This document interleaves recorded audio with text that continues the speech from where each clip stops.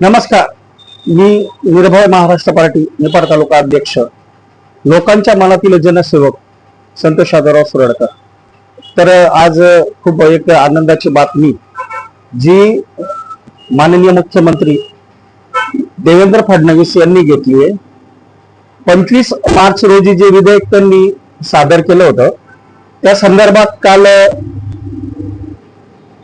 प्रांताधिकारी निफाडचे माननीय शशिकांतजी मंगरुळे साहेब यांनी एक लाईव्ह बैठक घेतली व त्या बैठकीमध्ये निफाड तालुक्याच्या जनतेसाठी हिताचा एक निर्णयावरती चर्चा झाली आहे.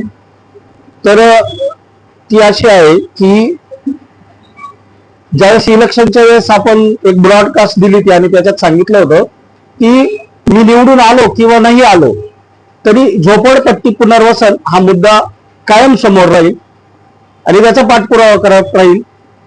तर अशा संदर्भात मुख्यमंत्र्यांचा जो निर्णय आहे तो मनाला खूप दिलासा देणारा ठरतोय आणि त्या निमित्ताने जी बैठक झाली आहे मंगरुळे साहेबांच्या आधिपत्याखाली ऑनलाईन बैठक, तर त्या बैठकीमध्ये निफाड तालुक्यातील शासकीय जमिनीवरील निवासी अतिक्रमणे नियमित होणार असून त्यासाठी महसूल व वन विभागाने विशेष मोहिमेचे आयोजन केले आहे.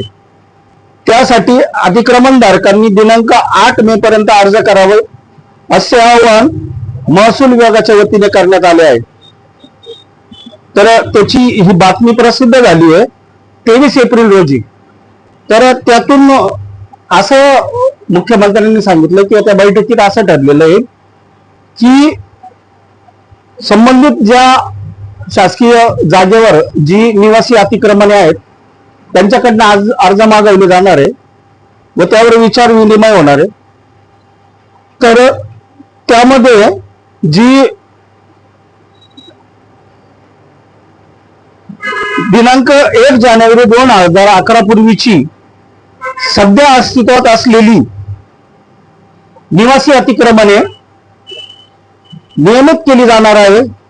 संबंधित जागा केवळ राहण्यासाठी वापरलेली असावी. त्याप्रमाणे ती 500 चौरस फुटापर्यंतची अतिक्रमणे विनामूल्य नियमित केली जाणार आहे.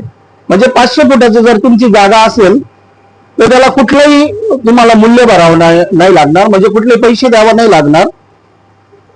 500 ते 1500 स्क्वेअर फीटाच्या अतिरिक्त भागावर शासनामार्फत 10% शुल्क आकारलं जाणार आहे. ते 1500 चौरस फुटापेक्षा जास्त अतिक्रमण तेही नियमित केलं जाईल. त्याच्यासाठी तुम्हाला 10% शासनाची रक्कम भरावं लागणार आहे. तर असे आदेश निर्गमित केलेले आहे. त्याचप्रमाणे त्याच्यासाठी जे काही मुख्य अधिकारी आहेत आपले नगर परिषदेचे असतील किंवा ग्रामपंचायत ग्रामसेवक असतील यांच्याकडे आपल्या जी काही कागदपत्रे आहेत त्या अर्जासोबत ती कागदपत्रे जोडायची आणि कुटुंबांच्या नावावर, म्हणजे जो कुटुंब प्रमुख असेल त्याच्या नावावर ते जे अतिक्रमण आहे ते एकच अतिक्रमण त्याच्या नावावर असलं पाहिजे, इतरत्र कुठलंही नसो. आणि तसं शपथपत्र जोडावं लागणार आहे. आणि पती पत्नी यांच्या संयुक्त नावाने भोगवटाचा दान 2 म्हणून हे देणार आहे. आणि हे दिल्यानंतर पुढील 5 वर्षात ते कोणाच्याही नावावर हस्तांतरित करता येणार नाही. त्याचप्रमाणे त्याला काही मर्यादा पण राखून दिलेला आहे त्या जागेसाठी, जसं की गायरान असेल, नदी नाले, सार्वजनिक रस्ते, स्मशानभूमी, वनजमिनी, तसेच काही जी धोकादायक क्षेत्रे असतात ही अतिक्रमणे त्याला पात्र नाहीये, ते अपात्र ठरवली जातील. आणि नागरिकांनी आता एकच करायचं आहे की आपले विहित नमुन्यातले अर्ज नगर परिषदेमध्ये सादर करायचे मुख्याधिकाऱ्यांकडे. तर असं आणि त्याची अंतिम मुदत 8 मे पर्यंत आहे, तरी एक अधिकृत घोषणा पिंपळगाव बसवंत नगर परिषदेकडून केली जाईल। त्याचप्रमाणे तालुक्यातील जी काही शासकीय कार्यालय आहेत त्यातून पण या सूचना केल्या जातील।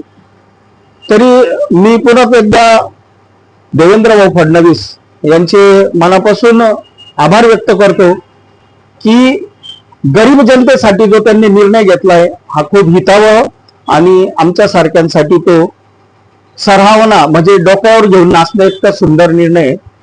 परंतु तो तळागाळापर्यंत जर पोहोचला तर निश्चितच त्याचा फायदा सगळ्यांना होणार आहे।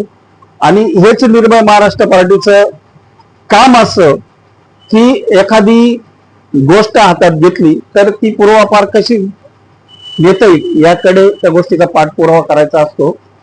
तर खूप छान गोष्ट झाली आहे आणि निश्चितच की जी गरीब जनता झोपडपट्ट्यांमध्ये राहत होती त्या जनतेला कुठेतरी असं वाटत होतं की कधी बुलडोझर येईल आणि माझं घर पाडलं जाईल। तर आता ती शंका आणि ती भीती मनातून दूर झालेली आहे आणि निश्चितच येणाऱ्या काळामध्ये जो काळ राहणार आहे तो छानसा राहील। धन्यवाद। एकच लक्ष, जनतेचे प्रश्न। हा गुरुवार 23 एप्रिल 2026 चा आपले महानगर पेपर आहे। त्याचप्रमाणे आपल्याकडे GR पण उपलब्ध आहे, त्या बाबतीतला हा GR पण आहे। धन्यवाद। एकच लक्ष, जनतेचे प्रश्न।